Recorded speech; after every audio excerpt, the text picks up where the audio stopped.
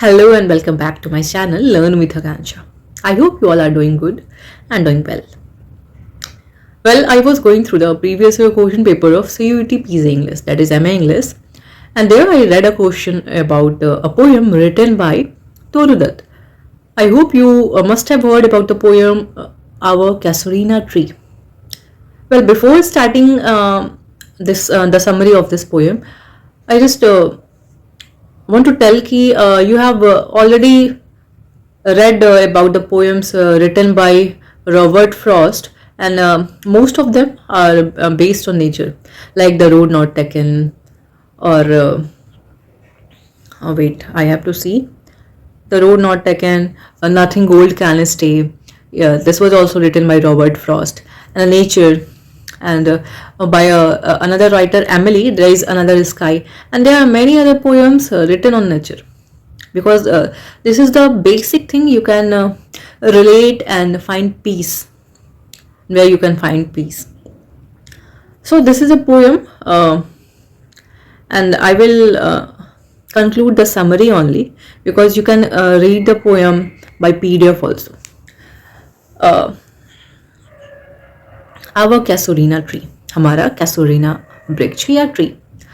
Basically इसमें जो Toru Dutt हैं वो ये बताती हैं कि वो अपने खिड़की से एक पेड़ को देखती है, और वो पेड़ को देखते हुए याद आता है कि ये तो वही पेड़ है जहाँ पे मेरा बचपन बीता था। एंड जैसे आप बच्चे होते हैं तो अभी तो बच्चे जो हैं वो वीडियो गेम्स एंड पता नहीं क्या क्या, फ्री फायर एंड पबजी, ये हमारे टाइम में नहीं था। इनफैक्ट और बहुत सारे ऑप्शंस थे इंडोर गेम्स के, बट आउटडोर गेम्स हम ज़्यादा प्रेफर करते थे। वैसे ही टोरू दत्त जो थी वो पेड़ के नीचे खेलती थी, और पेड़ के नीचे जब बच्चों को देखती थी खेलते हुए तो याद आता था कि मैं भी ऐसे ही खेलती थी पेड़ के नीचे बैठकर। ठीक है, तो पेड़ पे मैं मतलब कंक्लूड कर रही हूँ। पहला स्टैंजा, इसमें 5 स्टैंजा है टोटल, एंड पहले स्टैंजा में ये है, पेड़ पे जो लता है वो ऐसे उसको जकड़ी हुई है, जैसे लग रहा है कि एक बड़ा सा पाइथन स्नेक है, एंड वो उसको पूरा रोल करके रखा हुआ है, और वो इतना हेवी है, इतना मोटा है, इतना मजबूत है कि ऐसा लग रहा है कि अगर यही जो लताएं हैं जो इससे लिपटी हुई हैं वो अगर किसी और पेड़ से लिपटी होती तो शायद वो पेड़ जिंदा नहीं रहता, वो डिस्ट्रॉय हो जाता, बच नहीं पाता। एक विशाल अजगर की तरह अपने खुरदरे तने के चारों ओर चक्कर लगाता हुआ, गहरे निशानों से भरा हुआ, ये पेड़ की यहाँ पे बताई जा रही है फिजिकल अपीयरेंस। तारों के पास उसके शिखर तक एक लता चढ़ती है जिसके आलिंगन में बंधा कोई दूसरा पेड़ नहीं रह सकता। और मतलब जिसके आलिंगन कहने का यहाँ पे ये मतलब है कि उससे लिपटा कोई और पेड़ नहीं रह सकता, दिस बिकॉज कि वो बहुत स्ट्रांग है। लेकिन जो ये पेड़ है कैसोरीना, वो उसको काफी ब्रेवली उसको ऐसे मतलब कि उसके जो जैसे बोला गया ना कि इतना कस के किसी को पकड़ लेना कि जख्म हो जाए या दाग हो जाए, तो इसमें यह है कि ऐसे पकड़ के रखा हुआ है कि दाग हुआ है, लेकिन वो जो दाग हो गए हैं या फिर वो जो लताएं उससे लिपटी हुई हैं, तो ऐसा लग रहा है कि वो एक मतलब बहुत बड़ा सा दुपट्टा पहन के रखा हुआ है। और वहां पे लाल रंग के जो है, जैसे पूरे गुच्छे में जो फूल लटकते हैं वैसे ही वहां पे फूल उस पेड़ पे लटकते हैं। एंड जैसे हमें क्या है आजकल एस्थेटिक फोटोज लेने का, तो हमें दिखता है कहीं पे भी ना ऐसे ग्रुप में flowers, and we used to start taking photos, ऐसा हो जाता है ना कि हाँ हम देखने लगते हैं। तो ऐसा ही था ये पेड़, एस्थेटिक सा। You can Google it and I will show the picture of that tree in this video also. तो ऐसे वहां पे है, एंड देन पेड़ है, obviously that will be habitat for birds also and insects also. Okay, many more creatures can stay on that tree. तो वहाँ पे जिसमें जो कैसोरीना ट्री है वहाँ पे दिन भर क्या है कि बर्ड्स हैं या मधुमक्खियाँ हैं वहाँ पे इकट्ठी रहती हैं, और रात में जो, अब जैसे ऑब्वियसली बात है जब आप गांव वगैरह में रहते हैं तो गांव में आप सुनते होंगे कि रात में बहुत अच्छी मतलब कभी कभी डरावनी भी लगती है, नो डाउट, ऑब्वियसली बहुत डरावनी लगती है, बट कभी कभी ना मधुर आवाज आने लगता है, या फिर आप कह सकते हैं कि एक संगीतमय माहौल हो जाता है। तो वैसे ही वहाँ पे भी रात में पूरा मधुर गीत से भर जाता था, और पता ही नहीं चलता था कहाँ शुरू हो रहा है कहाँ उसकी एंडिंग हो रही है। नो, इतना मतलब उसमें मतलब वो रम जाती थी एक टाइप से ऐसे। और इसमें ये बोला जा रहा है कि ये मतलब कि ऐसा लगता था पेड़ से भी आवाज़ आ रहा है, और तब आवाज़ आ रहा है जब लोग सो रहे होते हैं, ठीक है। तो यहाँ से इस फर्स्ट स्टैंजा में इसकी स्टार्टिंग होती है। एंड देन सेकंड स्टैंजा में क्या होती है कि जब मॉर्निंग में वो अपने विंडो को ओपन करती है तो उसकी आंखें ना जो काफ़ी ग्लैड हो जाती है, काफ़ी खुश हो जाती है वो कि अरे वाह, जैसे हमारी कुछ यादें होती हैं बचपन की जो किसी ना किसी चीज़ से जुड़ी होती है। मे बी एक कपड़े से हो सकती है, मे बी नेचर के किसी एलिमेंट से हो सकती है, मे बी बुक्स से हो सकती है, किसी भी चीज़ से, किसी पर्सन से भी हो सकती है कि हाँ इनसे तो मेरी बचपन की यादें जुड़ी है। मे बी किसी फ्रेंड से हो सकती है, मे बी आपका कोई लंगोटिया यार होगा तो यहाँ पे वो खुश हो रही है वो उस पेड़ को देख के, ठीक है। एंड देन जब भोर में मेरी खिड़की पहली बार खुली होती है तो मेरी आंखें प्रसन्न होकर उस पर टिकी होती है, उस पेड़ पे, उस कैसोरिना ट्री पे। कभी कभी और अधिकतर सर्दियों में इसकी चोटी पर एक भूरा बबून अकेला मूर्ति की तरह बैठा मैं सूर्योदय को देखता हूँ। कहने का ये मतलब है कि वो जो है कभी कभी ऑब्वियसली एक और चीज़ कि ठंडियों में कहीं पे भी आप रहें तो आपको छत पे बैठने का मन करेगा या फिर पेड़ के पास बैठने का मन करेगा, तो आप कहीं ना कहीं बाहर बैठते हैं जहाँ पे आपको धूप लगे, तो वैसे ये भी बैठती है, सिंपल सी बात है। और जब वो देखती है बैठ के, या फिर सनराइज, आप you can watch the mesmerising beauty of sunrise और सनसेट थ्रू द ट्री। जब सन रेज उसके बीच से जाती है या फिर जो रेज पास होते हैं ना तो बहुत खूबसूरत लगता है, तो वो उसे देखती रहती है। वहाँ यहाँ सिर्फ सनराइज के बारे में जिक्र है। एंड देन वहाँ पे बात हो रहा है कि ककू का भी कोयल का भी यहाँ पे स्वागत करते रहता है वो पेड़। फिर वो देखती है कि पेड़ के नीचे जो उसके रूट्स हैं या छोटे छोटे जो ब्रांचेज हैं वहाँ पे बच्चे खेलते रहते हैं, तो वो रिमाइंड करता है कि वो उससे वो रिमाइंड होता है कि उसका बचपना भी वैसे ही बीता था, ठीक। और फिर वो और हमारी सोई हुई गाय अपने वहाँ पे जो है मतलब कि पेड़ के नीचे वहाँ पे गायें चली जाती हैं। एंड पेड़ का जो छाया है वो काफी दूर तक फैला हुआ है ऐसा बता रहा है वहाँ पे। उस सफेद वृक्ष द्वारा बनाए गए चौड़े तालाब पर जो इतना सुंदर और विशाल है, जल कमल उगते हैं जैसे बर्फ जमी हो। अब यहाँ पे बात हो रहा है कि उसके आसपास यहाँ पे तालाब की बात हो रही है। एंड देन वो बहुत ही सुंदर है ऐसा कह रहा है, ऐसा मतलब एक्सप्रेस किया जा रहा है कि वो उसी के द्वारा बनाया गया, उसमें कमल उगते हैं और बहुत खूबसूरत लगते हैं जैसे कि परत बैठ गई हो बर्फ की। लेकिन यहाँ पे बात हो रहा है कि फिर अब थर्ड स्टैंजा, ये सेकंड स्टैंजा में था। ये थोड़ी सी लंबी पोयम है, I know it will take time, maybe आप लास्ट तक बने रहें तो ठीक है, नहीं बने रहेंगे तो भी कोई दिक्कत नहीं है। दिक्कत है, you have to stay and you have to. कुछ पोएम्स हैं जो आप जब पीजी में पढ़ोगे एंड जब बैचलर में पढ़ोगे तो यू विल फील कि ये क्यों है, ये पोएम नहीं होना चाहिए, it is boring, but may be it seems like boring for you, but आप दूसरे के अगर पर्सपेक्टिव से देखें तो वो उसी में ब्यूटी फाइंड कर लेता है। और ऑब्वियसली अगर किसी चीज़ को हम पोएम कर रहे हैं तो पोएम कह रहे हैं तो दैट इज़ ऑलरेडी ब्यूटिफाइड।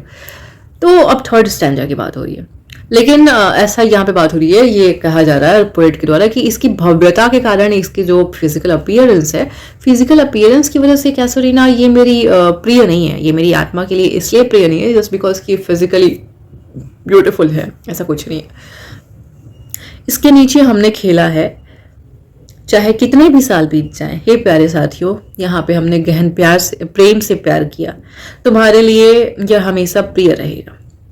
अब उन मेमोरीज की वजह से that I have made there, look nothing is special.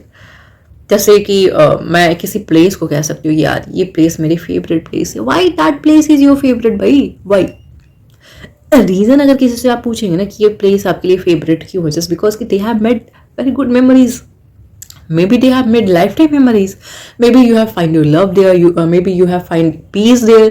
तो कुछ भी हो सकता है, मे बी आप वहाँ से किसी चीज़ की आपने शुरुआत की हो, मे बी वहाँ ही विजिट करने के बाद आपकी लाइफ में पॉजिटिव चेंजेस आए हों। तो अगर कोई चीज़ आपका फेवरेट है तो there must be some positive reason, right. तो ये यहाँ पे बात हो रही है कि वो वहाँ पे खेला था अपने दोस्तों के साथ, दैट्स वाई वो उसके लिए बहुत ही प्रिय है, ठीक है। एंड देन उसके बाद तुम्हारी छवियों के साथ यानी मेमोरीज के साथ यहाँ पे मिक्स्ड है और ये मेरे हमेशा मेमोरी में उभरते रहेगा, ठीक है, मेमोरी में उभरेगा तब तक जब तक कि गर्म आंसू मेरे कंधों को अंधा नहीं कर देते, तब तक रहेगा। जैसे कि हम पुराने मेमोरी को याद करते हैं तो हमारी आंखें थोड़ी सी नम हो जाती हैं एंड हमें लगता है कि this is something that I am missing in my life, तो फिर आपके आंसू आने ऑब्वियसली तय हैं। तो तब तक मैं मेरे मेमोरी में ये रहेगा तब तक जब तक ये जो गर्म गर्म जो आंसू की बूंदें हैं वो गिर रही हैं और वो मेरे कंधों को अंधा नहीं कर देगा। आंखों को, कंधों को अंधा कैसे करेगा, आंखों को अंधा नहीं कर देगा।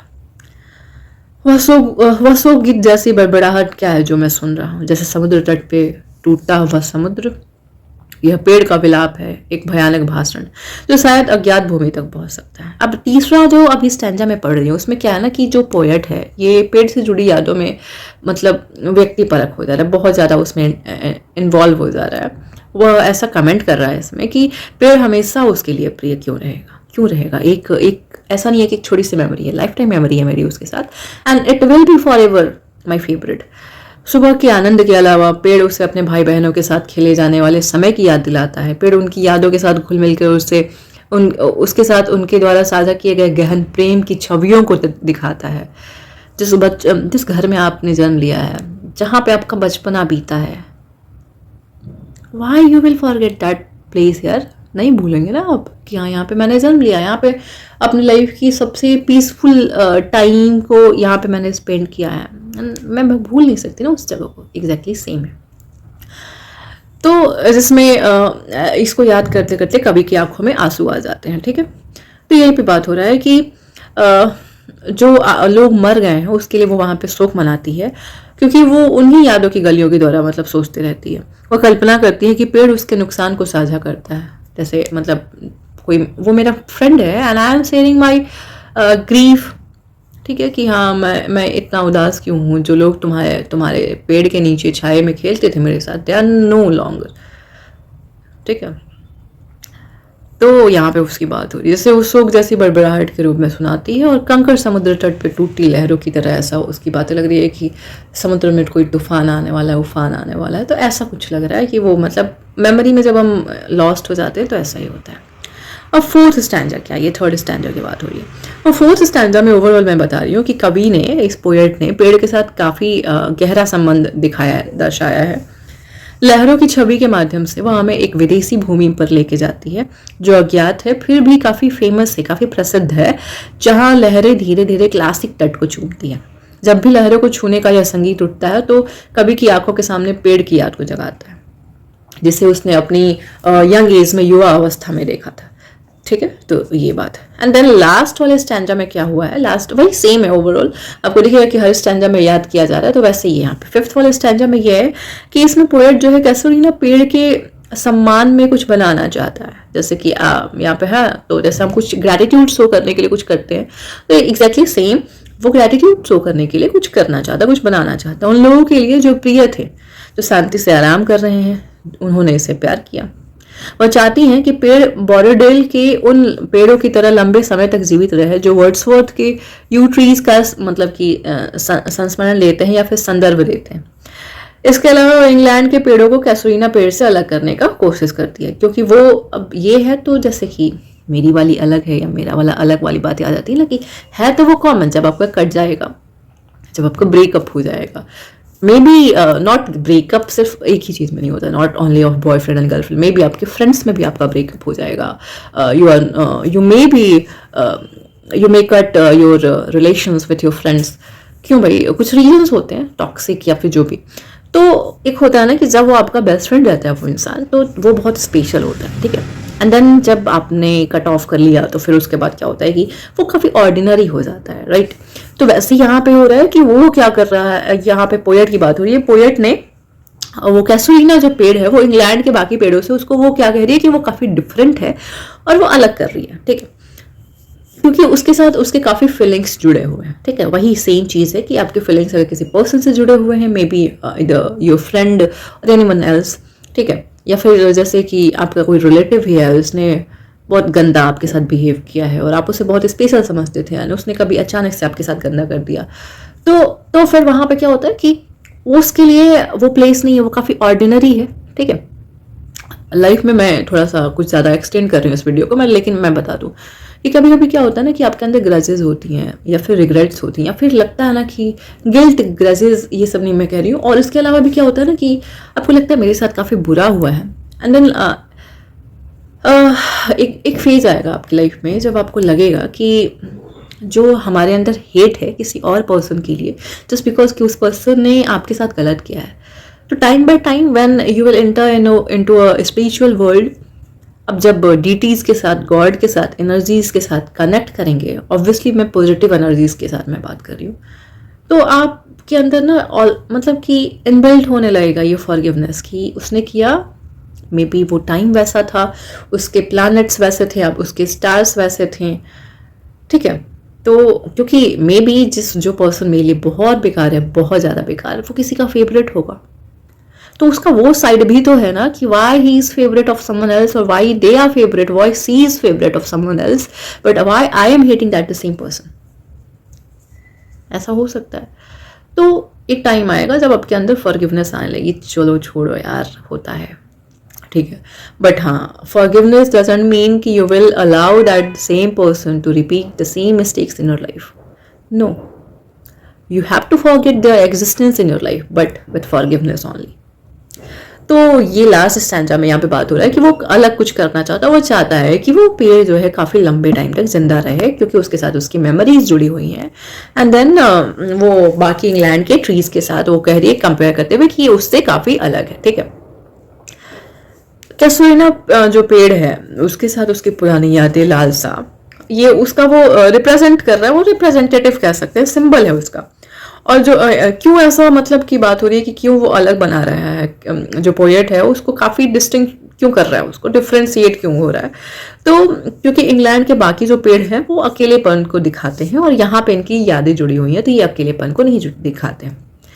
और कविता की लास्ट जो पंक्तियाँ हैं, अंतिम जो पंक्तियाँ हैं, एक टाइप से ये लिखित स्मृति है पोएट के लिए, उसी को रिप्रेजेंट कर रहा है। तो यहाँ पे कवि जो है, पोएट जो है, पेड़ और उसकी कविता को समय की मार से बचाने के लिए प्रेम की तलाश करता है। तो ये है आपका पोयम आवर कैसुरिना ट्री। और इंग्लिश में अगर आपको सुनना है तो वेट अ सेकेंड कि थोड़ा सा एक्सटेंड जब हो ही रहा है तो सुन लो, थोड़ा सा बियर कर लो। Okay, so I have to go to the download section. No, where is download section भाई? यही तो प्रॉब्लम है मेरे साथ, टेक्नो सेवी बनना पड़ेगा भाई। Unit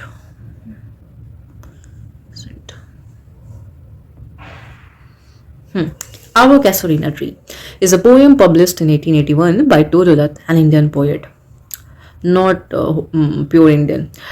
In this poem, Toru Dutt celebrates the majesty of a casuarina tree that she used to see by her window and remembers her happy childhood days spent under it. मैं first stanza ही पढ़ूंगी and then over करूंगी इस video को, क्योंकि मुझे summary समझाना था।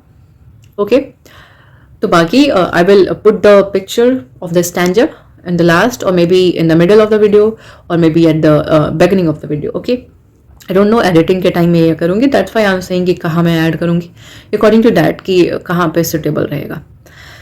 तो to see her by her window and remembers her happy childhood days spent under it and revives her memories with her beloved siblings. Like a huge python, winding round and round the rugged trunk, indented deep with scars, up to its very summit near the stars. लताएं जो हैं उस पेड़ से ऐसी लिपटी हुई हैं कि वो लग रहा है कि आसमान छू रही हैं, ठीक है। A cripple climbs in whose embraces bound no other tree could live, but gallantly the giant wears the scarf, and flowers are hung in crimson clusters all the boughs among, whereon all they are gathered, bird and bee. And often at nights the garden overflows with one sweet song that seems to have no close, sung darkling from our tree while men repose. पेड़ से भी आती है आवाज़, ये first stanza था। पेड़ से भी आवाज़ आती है, ऐसा लगता है कि जब सारे लोग सो रहे होते हैं तो वो पेड़ गा रहा होता है। वो पेड़ भी ऑर्डिनरी हो सकता था जस्ट बिकॉज कि उसके साथ हमारी मेमोरी जुड़ी हुई है। That's why that tree is very special for the poem, for the poet. That's the only reason. बाकी पेड़ नहीं गा रहा है and middle of the night हमें ऐसा लग रहा है कि वो पेड़ गा रहा है जस्ट बिकॉज कि वो हमारे लिए स्पेशल है। जैसे ये जो कर्कश आवाज़ भी होती है ना, हमें सुरीली लगने, मतलब काफ़ी मधुर लगने लगती है, क्योंकि हमें प्रेम होता है ना भाई। दैट्स द रीजन कि कोई हमें अच्छा क्यों लगता है और मुझे बुरा क्यों लगता है, तो इसके पीछे हम ही खुद रिस्पॉन्सिबल होते हैं। No other people, no anyone, is responsible for it. तो ये आपका फर्स्ट स्टैंडर था and then you have to read it. और मिलेंगे फिर नेक्स्ट वीडियो में। और एक और चीज़ मैं आप सभी को ये बताना चाहती हूँ कि लर्न विथ आकांक्षा है, तो this channel is not limited to only one category कि मैं सिर्फ इंग्लिश ग्रामर पढ़ाऊँगी, क्योंकि मैं पहले पढ़ाती थी। इंग्लिश ग्रामर भी रहेगा, जैसे जैसे मुझे टाइम मिलेगा I will make videos on that. और now days I am reading novels more and more, just because मुझे बुक रिव्यू करने का और क्रिटिक करने का काफ़ी चढ़ा हुआ है, और कुछ हमारे सेमेस्टर का भी पार्ट है, तो I have to read more novels.